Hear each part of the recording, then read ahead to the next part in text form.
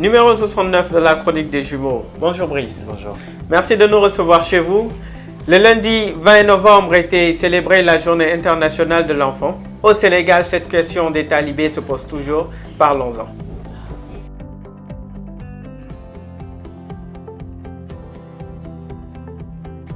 Tu l'as dit, lundi, l'enfant a été célébré dans le monde. C'est une belle journée. C'est une belle journée que celle dédiée aux enfants. Barne. Mais nous, au Sénégal, nous avons des enfants qui sont particularisés. Je n'ai pas dit qu'ils sont particuliers, mais qui sont particularisés par la société. C'est surtout ceux qu'on appelle les talibés et les enfants dans la rue. L'enfant est célébré chaque année à travers le monde entier. L'enfant sénégalais et exceptionnellement quelques autres pays africains est encore exploité et encore utilisé. C'est très courant de voir à Dakar ces enfants que l'on appelle talibés.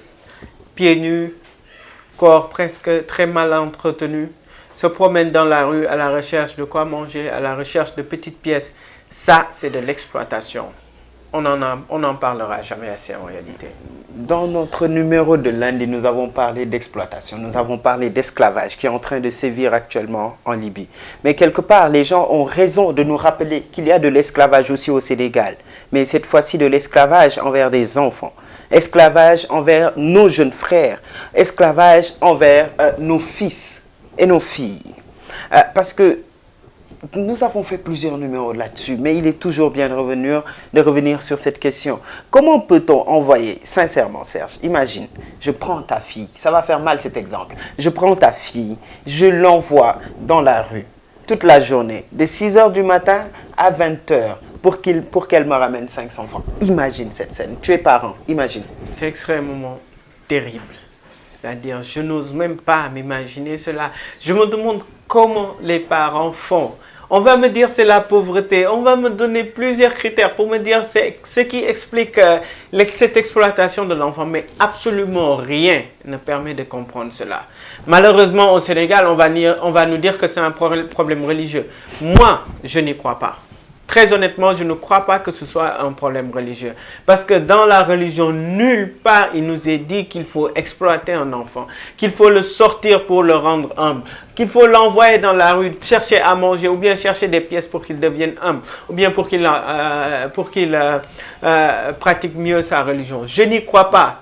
Désolé, et je suis très malheureux que notre État, malgré toutes les mesures qu'il aura prises, recule toujours et ce phénomène progresse. Mais si c'est un problème religieux, mais la religion à notre manière, comme nous voulons la comprendre, comme tu l'as dit, amoul ben religion, il n'y en a pas une seule, que ce soit celle chrétienne, musulmane, juive ou je ne sais quelle autre religion qui disent exploiter les enfants. Amoul fen.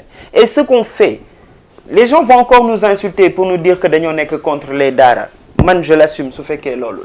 Mais tant que des enfants seront envoyés dehors, tant que des enfants seront exploités au bénéfice d'un vieux qui passe la journée à se caresser le ventre et à recevoir simplement ces maudites sommes envoyées par les enfants, je parlerai d'exploitation.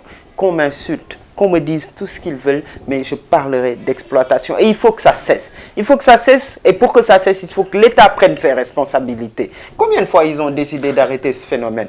Combien de fois des arrêtés ministériels ont été signés? Combien de fois des décrets présidentiels ont été sortis pour dire non à cette exploitation? Comment on ramasser au niveau de la place de l'indépendance? Ça a été fait. Il faut enfin qu'il passe au concret maintenant.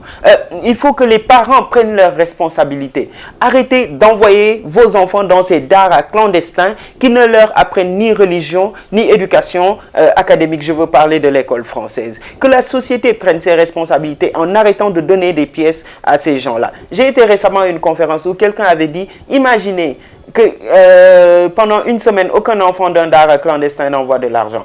Que ça se passe ensuite pendant 2 semaines, 3 semaines et que ça se passe pendant 1 mois. Est-ce que finalement, ils vont fermer leur dara, ils vont fermer leur espace pour faire l'esclavage? C'est ça. À mon avis, il n'est pas question, parce que les gens parlent souvent de modernisation de dara. Non, moi je pense qu'il faut parler de réglementation des dara.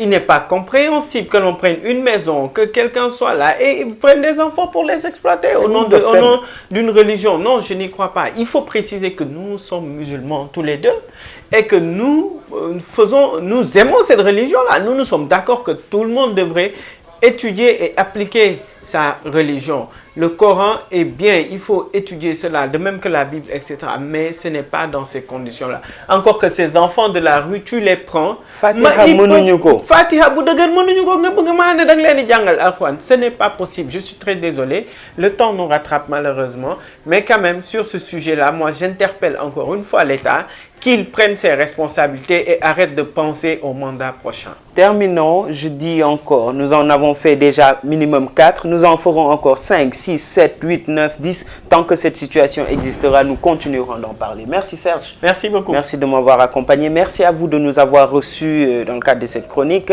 Merci à notre sœur ADG Couture Dior qui nous a habillés durant ces 2 derniers numéros. Merci à ton sponsor, à toi. Merci. Motorola. C'est Motorola. Voilà, de très beaux téléphones. Merci à Creative Studio. Merci à vous tous. Et à lundi, Inch'Allah.